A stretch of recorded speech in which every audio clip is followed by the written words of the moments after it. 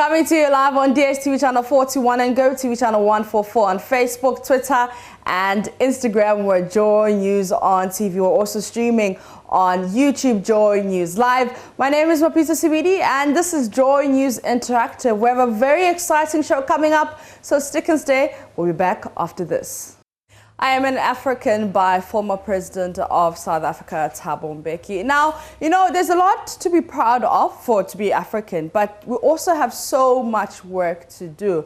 And we'll be taking a trip around Africa. We'll be going to Nigeria, we'll come back to Ghana, and also we'll go to South Africa to have this very important conversation. But right about now, we're going to start in Nigeria, and joining me for this important conversation is Kingsley Obikyo, who's the Executive Director of Bolton White Group Nigeria. And I also have Amin Abdul, who's the Chairman of Danlika Solutions Limited, Abuja, Nigeria. Gentlemen, good morning. Good morning. All right, now, let me start with you, Amin, and I want to know, what does it mean to be an African in today's world? In today's world, to be an African is to be exceptional. To be an African is to be original. To be an African is to be honest. To be an African is to be peaceful. Mm-hmm. To be an African is to be versatile. Yeah. These are things that come together into a person that makes you an African, makes you stand out from every other person. And before anybody becomes anything else, you are initially an African. Mm. All right, so I'm going to come to you, Kingsley, with the same question. What does it mean to be African in today's world? Wow. In today's world, to be African is to, firstly to be black, black and proud, and likewise beautiful as well. Black is beautiful. We have to make Africans understand that black is beautiful. So to be an African, firstly, is to be black, to be proud, to be basically a person of so much love, because Africans in general, we have so much love within us. We have so much love to give to the world. To be a person of wealth. When I say wealth, I mean of knowledge, basically. Having so much knowledge and all that. To be African is huge, it's broad. So yeah, to be an African is good. All right. Okay. Now, we have a lot of problems as Africans, as a continent. But in a perfect world, how would your Africa look like, Kingsley? Okay, my African. To be honest, my African would be, it's an image where the average African man would have a 3 square meal. Can you hear me? Yeah, I can hear you. Okay, fantastic. Yeah. So yes, where the average African man can have or can afford a 3 square meal, will have shelter, we have water, the basic necessities of life.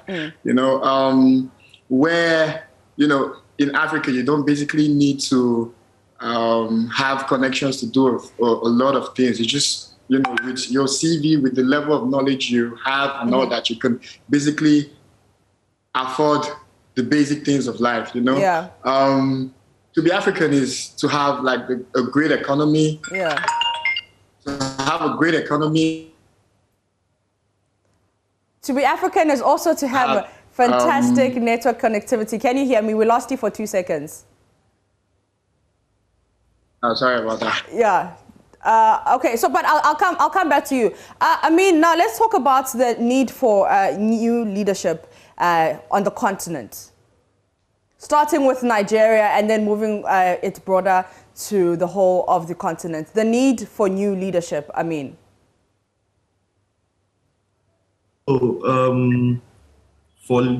There's a very high need for new leadership in Africa, and I think more and more young people should get involved in governance because there are new ways of doing things, and we, the young people, are very familiar with these ways of doing things. We should come together. We should come together. We should try to get involved. We should be part of the change that we desire. We should contest for office. If it's bad at the top, it's going to be bad everywhere. And in Africa, generally, it is obvious that in some countries, the leaders don't want to give opportunities to the younger people to get involved. But then let us show interest, first of all, and let's show responsibility. We need to show that we are responsible, and we need to show that we are going to be responsible for whatever it is that is put on us, whatever responsibility that's put on us. And that, in turn, will give those in power a sense of confidence in us that we can do it if handed over to us. Yeah. All right, Kingsley, let me come to you and let's talk about some of the lessons you think our leaders should learn from the youth perspective. Kingsley. Okay, some of the lessons the leaders should learn from our youth perspective. Yeah. Okay, so firstly, let me just, before I answer that, let me go back to the question you asked earlier, African youths and leadership. So basically, one of the major reasons why we don't have youths in leadership today is because politics is very expensive. Okay. Politics is extremely expensive, and you find out that the people that can actually afford those positions, politics in Africa especially is extremely expensive. So you find out that the people that can afford those positions, or people that can afford to run for those positions, are the older generations that already, I don't want to use the word, they're already, I'm trying to phrase it not to come out too negative. Yeah. But, the older generations are already kind of like, nuked the nation. Yeah. So those are the kind of people, those are the kind of people that basically have the money to run for election. That's why they're in leadership today. But I would encourage more youths, as much as it's kind of difficult, it's kind of hard to go into politics and all that. I encourage more youths like myself as well to go into politics, go into leadership, because it's key. That's the only way Africa can change. That's the only thing we can do to change in Africa, because you see basic things that doesn't need rocket science to be solved. But you see our old African leaders taking so long to solve like the simplest of things that the young guys can do in a second. Yeah. All we need is a group of young people sit down together and say, okay, yes, let us solve these problems. And we can solve most of the problems in Africa. We don't need help from everywhere, help from here, help from, every time they're talking about, we need help from here. No. We have it in us. We have the brains, we have the mindsets, we have the manpower, we have the willingness, we have the zeal, we have people that are ready to do all these things. All we just need is right leadership. And I believe with time that we'll get that right leadership. For example, give or take, in Nigeria, our next election is going to be 2023. But we can see a lot of young people having interest to want to run for the next elections that are coming up. And I know that if we have this amount of young people running, we'll have a reasonable amount of them that will win offices. And when they win these offices, you'll see that change will start coming through. You'll see a lot of change, even if it's small, but we start seeing little by little change. Okay. Now, like I said, some of the lessons you think our leaders should learn from, young guys like you.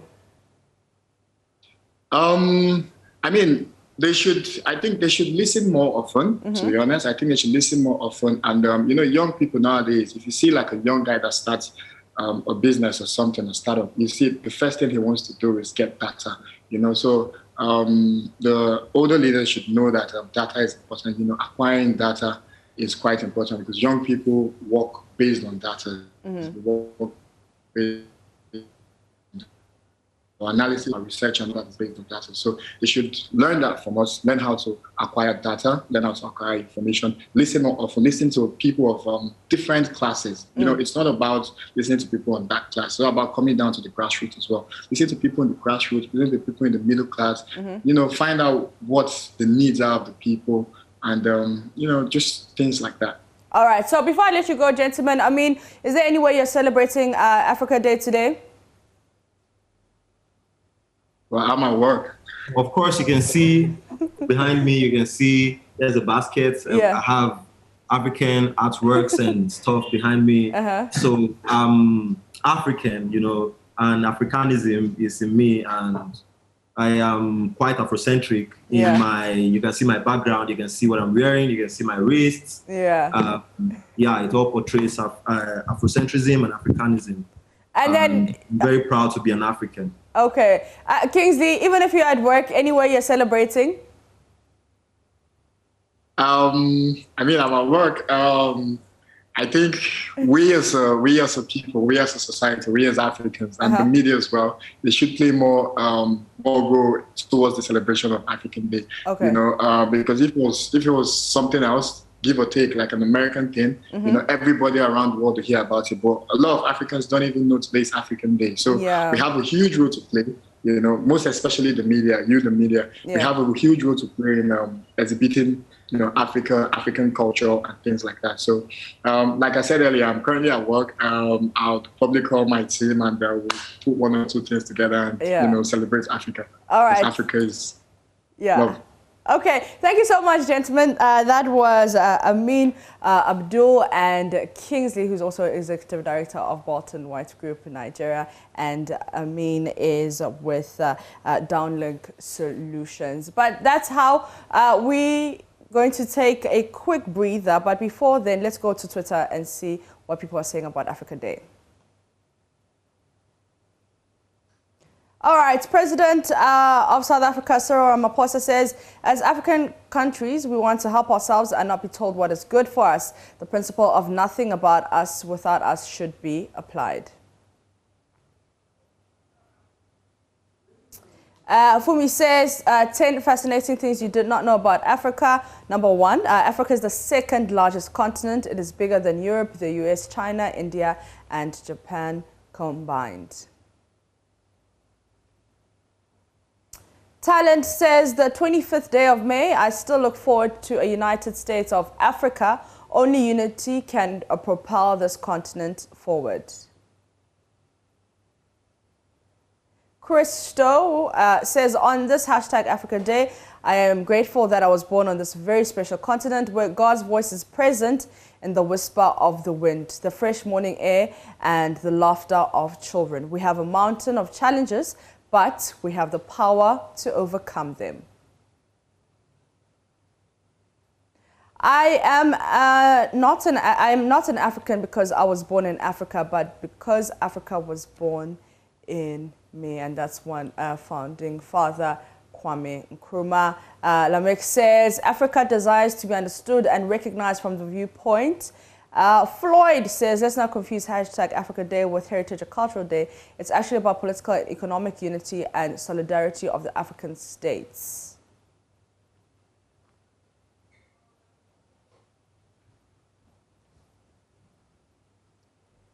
Okay, this one says, happy hashtag Africa Day to all the sons and daughters of our beautiful and amazing continent.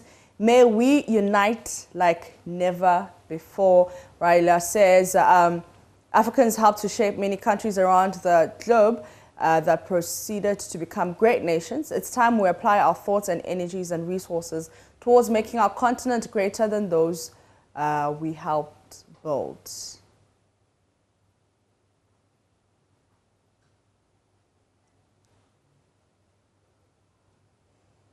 All right, so let's go to Google because Google is giving us 12 ways to celebrate Africa Day, and it takes you through a lot of things. So 12 ways to celebrate Africa Day. Let's see if we can scroll down and see some of the ways we can go. Okay, so this one's that we can celebrate it by exploring the continent's art and culture. We can step inside and explore the collections. So this is just like you enter inside, you know, a virtual reality type of thing where you can step inside and explore the collections. Can we step inside? No? Okay. Be inspired by Africa's trailblazing women. So this one is very interesting. I enjoyed going through this one. If we can click on it. So it's asking which Kenyan superhero are you? If you can click on the Kenyan heroes there. So with an underline, the 61 Kenyan heroes. 61 Kenyan heroes. Which Kenyan superhero are you? Yeah. So let's just try click on that. And then, so it gives you a whole 61 remarkable stories of, you know, these are different Kenyan, let me say, chief, for example, a chief, you know, we have warriors, we have herders. So it's just very interesting to go through this, and you'll learn a lot. So those are some of the ways you can celebrate Africa Day, by meeting Kenya's superheroes.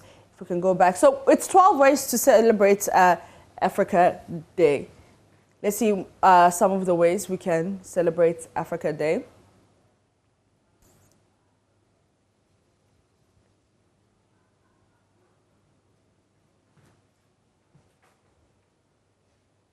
So those are some of the ways to celebrate World Africa Day. On that note, I'm going to take a quick breather. I'll be back with more.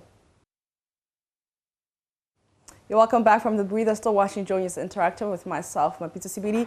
It's now time for us to take trends, Twitter trends around the world. So we'll start in Ghana. Let's see what's trending. Number one is Africa Day. Free SHS is also trending. We have HBD Target, that's also trending. And at number 5, that is trending. All right. If we can go to other countries, South Africa, those are some of the trends. Africa Day is trending number 2 in South Africa. That's fantastic. It's trending with culture and heritage. We also have at number 3 the hashtag Go Show, and also hashtag Go Time. And also trending number 5 is Dudu Mieni.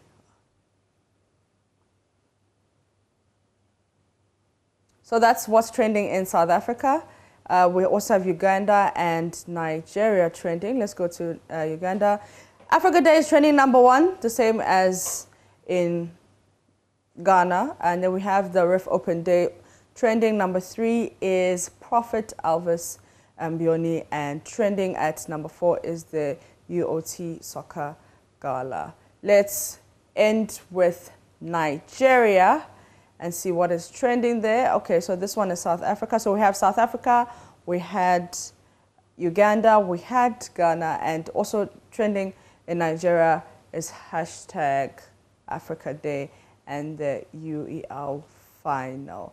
And number 5, PW Black and Yellow is trending. So those are some of the trends around the world. Nigeria, Uganda, South Africa, and of course back here home in Ghana. My name is Mapita CBD. That's how we end JoyNews Interactive. You know how to join the conversation on Facebook, Twitter, and Instagram. We're JoyNews on TV. Have yourselves a lovely day.